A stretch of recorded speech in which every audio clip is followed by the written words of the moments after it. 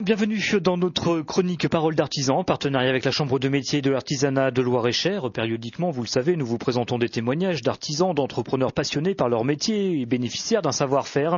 Et ce soir, nous allons découvrir l'activité de la savonnerie de Papillon, dont l'atelier est installé au 10 de la rue du Commerce à Blois. L'atelier d'Isabelle et de Michel Thomas. Isabelle qui est créatrice savonnière et Michel qui est chargé de la relation client. Isabelle Thomas, bonsoir. Bonjour. Merci beaucoup de nous accueillir au sein de votre atelier, laboratoire, commerce également. On va bien sûr évoquer la savonnerie de Papillon qui existe depuis 2013. Ça fait 3 ans maintenant. Dans quel contexte finalement avez-vous été amené à créer cette activité ? Je suis restée plusieurs années en invalidité. Avant, je faisais du ménage, enfin agent d'entretien, distribution de pubs, enfin voilà. Et j'avais la passion des savons et pourquoi pas en faire mon métier. Et donc en faire votre métier, c'est-à-dire que vous vouliez composer vous-même vos savons ? Oui, j'ai créé les recettes du début jusqu'à la fin. Et donc vous avez découvert les techniques ?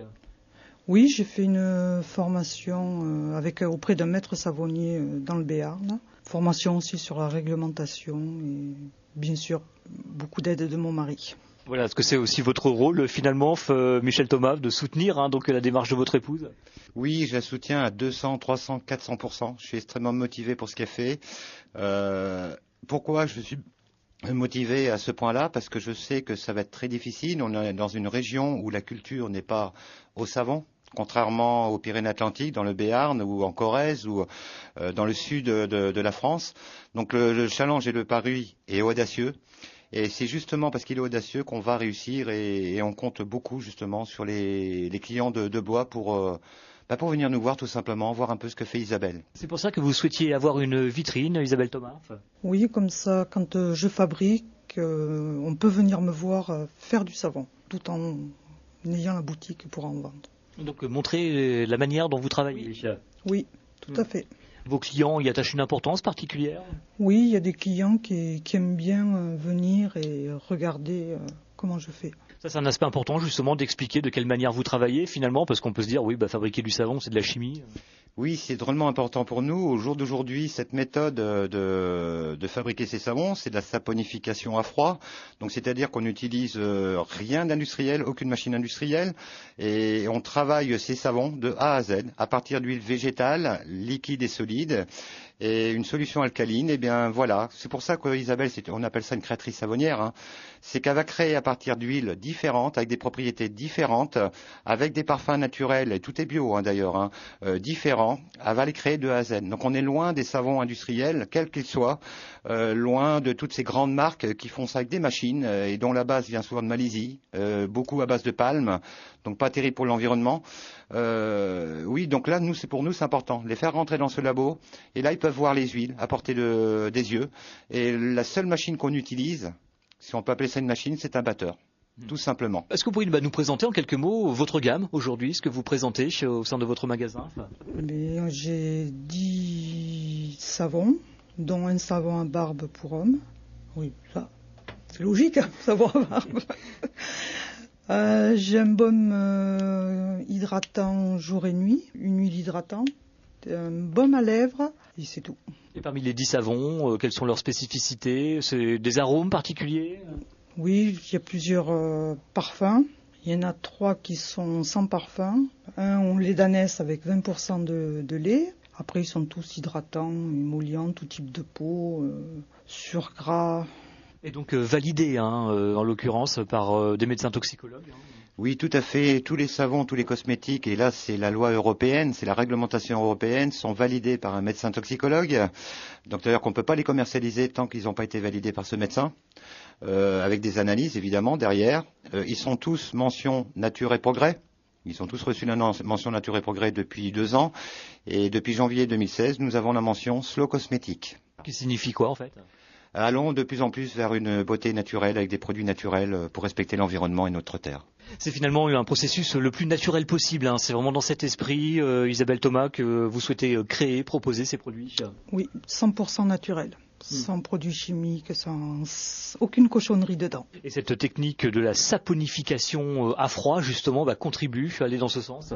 Oui, oui, oui, tout à fait. On doit être 80 à peu près en France à faire ça à froid. Et pourquoi si peu? C'est pas rentable. Les savonniers à froid représentent 1 ou 2% du marché mondial. Au jour d'aujourd'hui, les produits, alors ça commence à changer, les mentalités changent. Les gens vont de plus en plus vers le naturel et vers le bio. Et les industriels, pour l'instant, ne sont pas intéressés. Ce n'est pas rentable pour eux. C'est-à-dire pour faire des savons à froid, et ils voudraient le faire à la limite, la rapidité d'action est beaucoup trop rapide. Il faut 3 minutes pour pouvoir intervenir et faire un savon à froid pour pouvoir le couler. Les machines ne savent pas faire ça. Et en plus, il faut 4 semaines de cure de séchage. Et là, ils ne sont pas assez patients aussi, vu qu'il faut les vendre pratiquement le lendemain. Donc tous les savons sont faits avec des machines au jour d'aujourd'hui et malheureusement avec des produits chimiques. Je ne vous parle pas des perturbateurs endocriniens, je ne vous parle pas de l'EDTA, je ne vous parle pas de tous ces colorants chimiques, je ne vous parle pas de la glycérine qui est rajoutée. Voilà, donc ça n'a rien à voir avec ces produits qu'on appelle d'ailleurs, c'est des savons de soins. Ce ne sont pas des savonnettes. C'est considéré comme un savon de luxe ou un savon de soin pour la peau. C'est donc une dizaine de savons que vous proposez, également donc une huile aussi. Est-ce que cette gamme, vous comptez continuer à l'étoffer?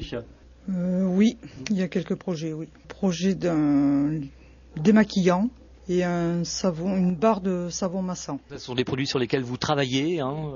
Je travaille dessus et ça verra peut-être le jour d'ici cet été. Voilà, c'est l'objectif que vous vous fixez. On vous retrouve aussi sur les marchés, hein. C'est un vecteur de vente important aussi pour vous? Oui, tout ce qui est le marché le samedi, tout ce qui est marché du terroir, artisanal. Là, c'est l'occasion d'échanger aussi directement avec les clients potentiels? Oui, ils sont super contents, ils deviennent addicts des savons, que des bons retours. Donc c'est plutôt motivant, on imagine, pour vous? Oui, c'est une petite fierté. Ce qui est important, en effet, hein, donc d'être présent aussi, aller au-devant finalement des clients, c'est aussi l'enjeu pour vous? Oui, c'est le principal enjeu. Notre enjeu, c'est pas de vendre, nous ne sommes pas des vendeurs, nous ne sommes pas des commerciaux, c'est absolument leur apprendre ce produit, argumenter avec eux, leur expliquer ce que c'est que le savon à froid.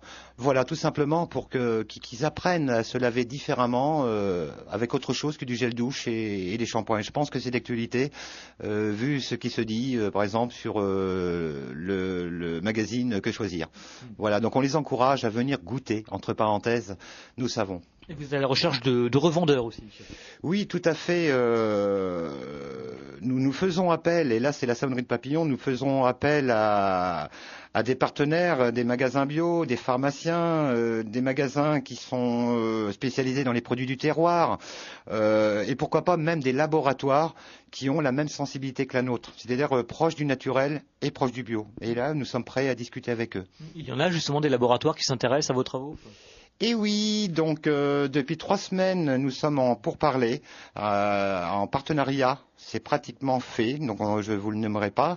Un laboratoire de la région parisienne qui est dans les produits de luxe et qui nous a contactés pour leur fabriquer un savon à barbe et une huile de pré-rasage. Voilà, donc c'est quelque chose d'encourageant. Ça prouve aussi une belle reconnaissance de nos produits. Et ce monsieur, ce PDG, avait quand même contacté d'autres collègues, d'autres savonniers, des industriels et tout, et c'est nous qu'ils ont choisi. Par rapport à l'éthique qu'on dégageait et la philosophie qu'on avait de nos produits. Bien, Isabelle Thomas, de bonnes nouvelles quand même. Il y a quand même des perspectives de développement, des projets. Oui, ça fait plaisir, bien sûr. C'est une reconnaissance pour vous aussi, quelque part, après 3 ans d'activité? Oui, une belle reconnaissance. On vous sent un peu modeste là sur le sujet, vous cachez un petit peu votre joie là? Oui, un peu timide on va dire. D'accord, bon, outre ce challenge, on sait que c'est jamais facile hein, effectivement donc de se reconvertir, de s'installer, d'avoir une visibilité aussi donc sur un territoire. Néanmoins vous avez l'air quand même heureux aussi des retours que vous avez de par vos clients, du moins ceux qui ont été jusqu'à essayer, consommer même vos produits. Peut-être pour conclure, savoir ce qui vous motive chaque jour lorsque vous ouvrez votre laboratoire. La seule motivation qu'on a, et c'est la plus belle, je pense que c'est typique aux artisans, aux créateurs, c'est la passion. La passion qu'on a de ce produit, l'amour qu'on a de ce produit, de les faire, de les proposer, de les partager. C'est vraiment ça qui nous motive, même s'il y a des hauts et des bas, comme disait Isabelle tout à l'heure, parce que les difficultés sont réellement là, mais il faut les laisser un petit peu de côté, il faut rester positif, il ne faut pas trop y penser, il faut être persévérant, il faut croire en nous. Mais réellement, oui, c'est la passion. On est fou, amoureux de ces produits. Voilà. Et qu'est-ce qui vous agace, à contrario? Les charges, tout simplement, très peu d'aide. C'est-à-dire on n'a aucune aide venant, par exemple, des banques, entre autres, hein, mais aussi les charges qui sont extrêmement lourdes. C'est-à-dire que tout ce qu'on peut gagner repart malheureusement dans des charges mirobolantes. Donc c'est ça qui nous perturbe et qui, de toute façon, qui gêne beaucoup d'artisans, de toute façon. Vous avez quand même pu bénéficier de soutien, Isabelle Thomas, on pense à la Chambre de métier notamment, vous avez suivi des formations aussi Oui, j'ai eu le soutien de Centractif, qui est attaché à la Chambre des métiers. Merci donc de nous avoir accordé cet entretien malgré votre timidité d'être passé au-delà. En tout cas, Isabelle Thomas, merci beaucoup. Je rappelle que vous êtes créatrice savonnière, qu'on peut découvrir vos produits 10 rue du Commerce à Blois. Vous êtes également présente sur les marchés et merci également à vous, Michel Thomas, qui est un soutien important aussi pour votre épouse. Merci beaucoup en tout cas et très bonne soirée.